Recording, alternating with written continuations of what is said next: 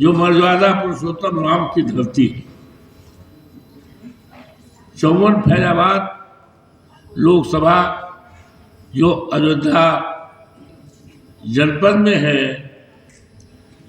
जहां पर भारतीय जनता पार्टी ने इस देश में ऐसा संदेश देने का काम किया और सीट को हथियाने का काम किया। यहां तक उन्होंने यहां तक कहा कि हमने मंदिर बनवाया है। मंदिर उन्होंने नहीं बनवाया, मंदिर तो माननीय उच्चतम न्यायालय के आदेश।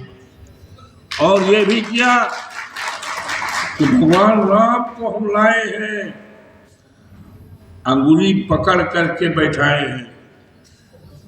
देश का कोई भी व्यक्ति इस बात का बिलीव नहीं करेगा, इस बात पर यकीन नहीं करेगा कि भगवान को लाने वाले ये लोग हैं, ये देश के प्रधानमंत्री जी हैं। Nobody will believe. और इस चुनाव में वहां के देवतुल्य मतदाताओं ने, सम्मानित बहनों ने, सम्मानित भाइयों ने और समाज के सभी गरीब लोगों ने इस बात का संदेशा दिया है कि अब इस देश में धर्म पर आधारित राजनीति नहीं चलेगी, मनवादी व्यवस्था नहीं चलेगी। इस देश में अब बाबा साहब भीमराव अम्बेडकर के संविधान को बचाने की राजनीति चलेगी। इस देश में बाबा साहब भीमराव अम्बेडकर ने जो संविधान के अनुच्छेद 14 में फंडामेंटल राइट्स दिए हैं, मूलाधिकार दिया है, अब उनका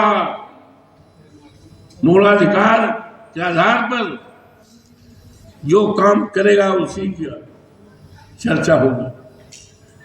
अब इस देश में जातीय जनगणना की बात चलेगी, इस देश में आरक्षण की बात चलेगी, और इस देश में करोड़ों करोड़ों नौजवान बड़ी बड़ी डिग्रियां लिए हुए, उनको सरकारी नौकरी नहीं मिला। अपनी डिग्री जलाने के लिए कभी कभी सोचते हैं, तो यहां तक कि आत्महत्या के लिए। किसी देश की दौलत हीरा जवाहरात सोना चांदी नहीं हुआ करता, देश की दौलत वहां के इंसान, वहां के युवा हुआ करते हैं, जो आज सबसे परेशानी में। इसकी तरफ किसी को चिंता नहीं। आज अफसोस के साथ कहना पड़ रहा है, मुझे भी खुशी है कि हमारे बीच में तमाम प्रोफेसर हो गए।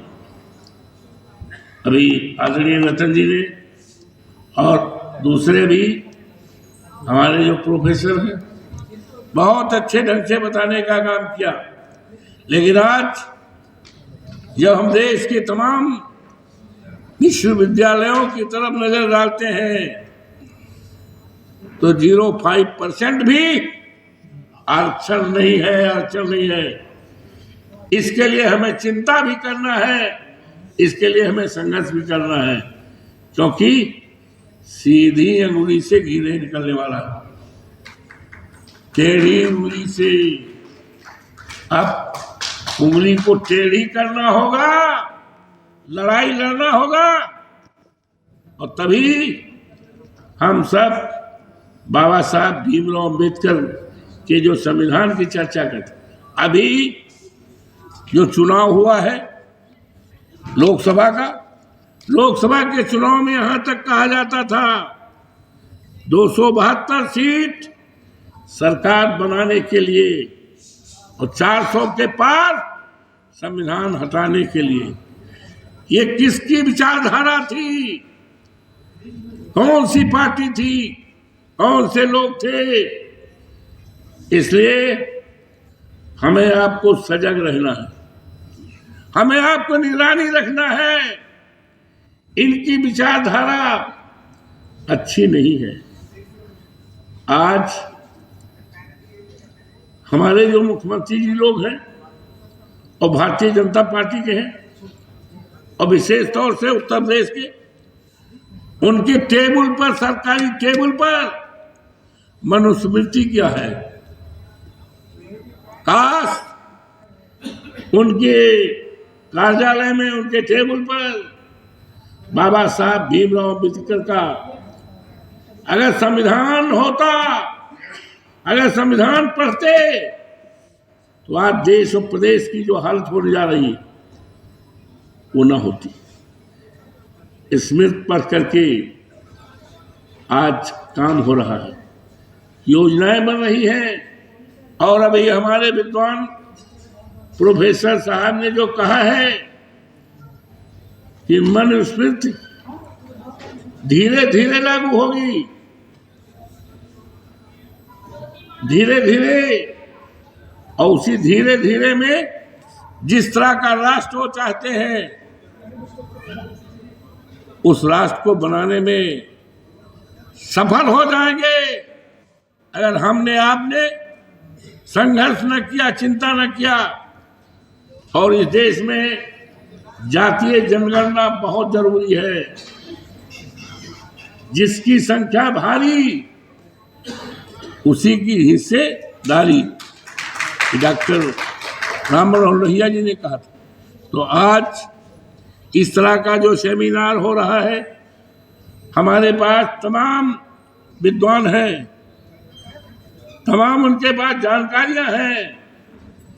आज आवश्यकता है कि इस तरह का आयोजन करके उन स्थानों पर भी जागृति पैदा की जाए जहां पर अंधेरा है, जहां पर आज पुरानी तरह का रस्म रिवाज है। बाबा साहब कहा करते थे, और उन्होंने जो आरक्षण की सुविधा की है किसी एक जात के लिए नहीं किया है, लेकिन अफसोस है कि हम जातियों में बटे हुए हैं। ये पासी है, धानुक है, ये धोमी है, फलाना है, धमाका है।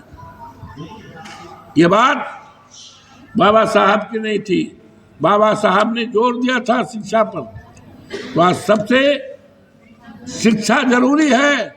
और भारतीय जनता पार्टी की जो सरकारें हैं, दलितों को शिक्षा से दूर रखने का व्यवस्था किया है, योजना बनाई है, जिससे हमारे बच्चे यूनिवर्सिटी में न पढ़ पाए, संविधान के प्रति अपने अधिकारों की चर्चा न कर सके, संघर्ष न कर सके।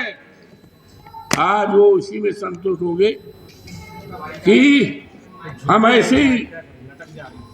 ऐसे दलितों के सम्मान, ऐसे वंशज को तैयार करें तो बोरा ढोवे, ठेला चलावे।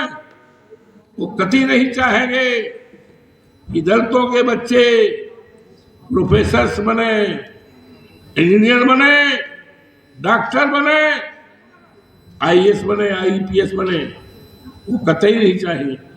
वो चाहेंगे कि ऐसी नस्लें तैयार की जाए जो बोरा ढोवे। ये तमाम चीजें हैं। तो आज हमें खुशी है कि तमाम हमारे विद्वान साथियों ने, जो प्रोफेसर हैं, जानकार हैं, और जिनको पूरी तरह से बाबा साहब भीमराव अम्बेडकर के संविधान की जानकारी है, उस संविधान पर किस तरह से वर्तमान सरकार हमला कर रही है, उस पर जागरूक रहने के लिए और अपने हकों का अधिकारों पर कब्जा करने के लिए, लेने के लिए जो जागरूकता का ये शानदार सम्मेलन आयोजित किया गया है, उसके लिए मैं अभिनंदन करता हूँ, स्वागत करता हूँ।